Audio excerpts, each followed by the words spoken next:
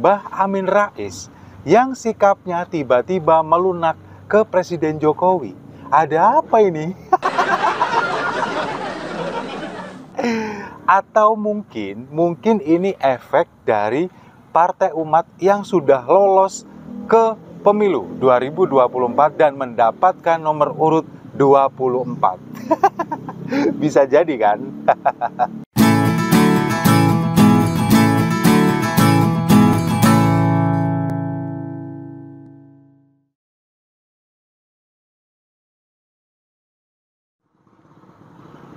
Salam damai untuk Indonesia. Berjumpa lagi bersama saya, Papa Dimas. Informasi memasuki tahun 2023. Selamat datang di tahun politik yang pastinya gejolak sosial politik yang nantinya pasti akan menjadi lebih panas, lebih hangat, dan akan kita bahas berhari-hari, berminggu-minggu, bahkan berbulan-bulan sampai menuju di 2024. Sudah siap ya?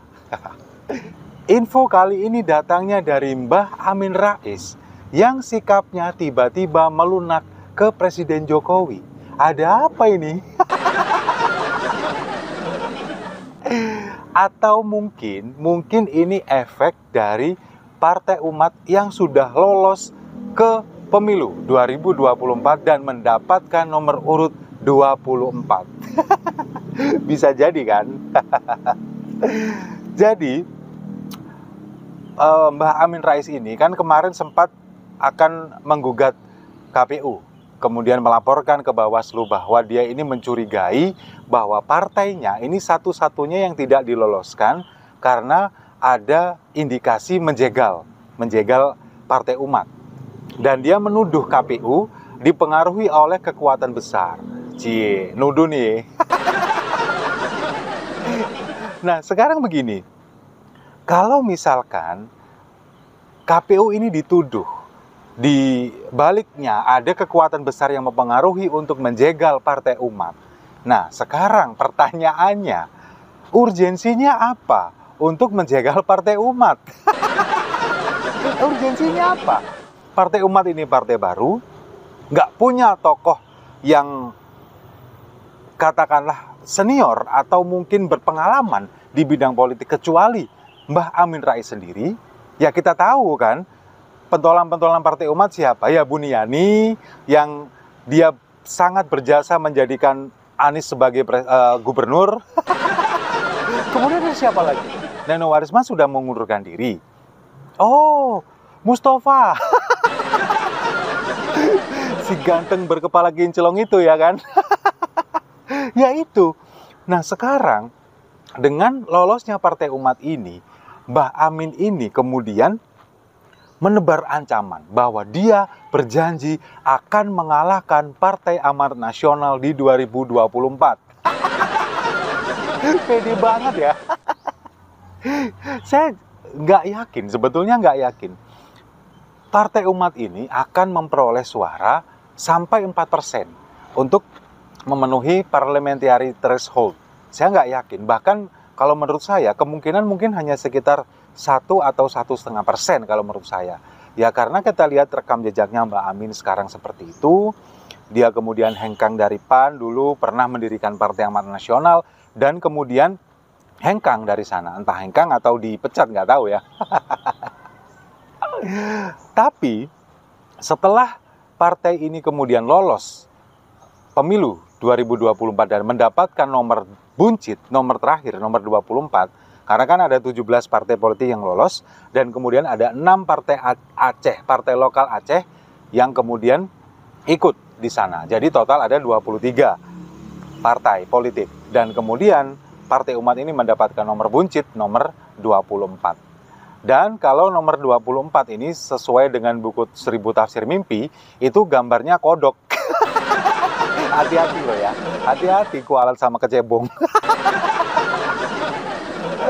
Lalu kemudian setelah partainya ini lolos, ini kan sikapnya ini Mbah Amin ini berubah begitu kepada Presiden Jokowi terutama. dia tiba-tiba memberikan statement setelah partainya ini lolos, tiba-tiba dia memberikan statement bahwa dia ini mendukung penuh pemerintah mengawal Presiden Jokowi sampai 2024. Curiga nggak? Kalau saya sih curiga. Karena memang kan selama ini Amin Rais ini kan selalu menghujat Presiden Jokowi. Apapun kebijakannya dikritik, bahkan bukan hanya kebijakan Presiden Jokowi, apapun kegiatannya, bahkan keluarga Presiden Jokowi juga dikritik, bahkan dihina, istri kemudian anak-anaknya ini juga menjadi sasaran hujatan dari Amin Rais. Nah, kalau menurut saya apa yang dilakukan Amin Rais sekarang ini adalah salah satu bentuk cari perhatian, caper. Karena kan memang selama ini menghujat. Kemudian nggak dipeduliin oleh Presiden Jokowi. Sama sekali nggak pernah dipeduliin. Apapun yang diomongin, apapun yang dilakukan nggak pernah dipeduliin. Bahkan dia menghujat, menfitnah, dan sebagainya nggak pernah dipeduliin. Mungkin dengan dia berbelok arah, kemudian mendukung Presiden Jokowi, ini kemungkinan dia berharap bahwa dia nanti agak sedikit dilirik. Ini ingin mencari perhatian. Kalau menurut saya sih seperti itu. Karena memang selama ini sama Presiden Jokowi nggak pernah digubris. Lalu kemudian Mbah Amin Rais ini mengatakan bahwa Presiden Jokowi ini nantinya akan menjadi sosok guru bangsa ketika purna tugas menjadi presiden pada bulan Oktober 2024 mendatang. Asalkan tidak pernah kepikiran sekalipun untuk menunda pemilu 2024. Nah, ini saya juga curiga nih. Curiganya kenapa?